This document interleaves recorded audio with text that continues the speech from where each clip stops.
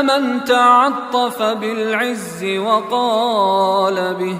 سبحان من لبس المجد وتكرم به. سبحان من لا ينبغي التسبيح إلا له. سبحان ذي الفضل والنعم. سبحان ذي المجد والكرم. سبحان الذي أحصى كل شيء علمه. سبحان الله عالم الخفيات رفيع الدرجات ذي العرش يلقي الروح من أمره على من يشاء من عباده.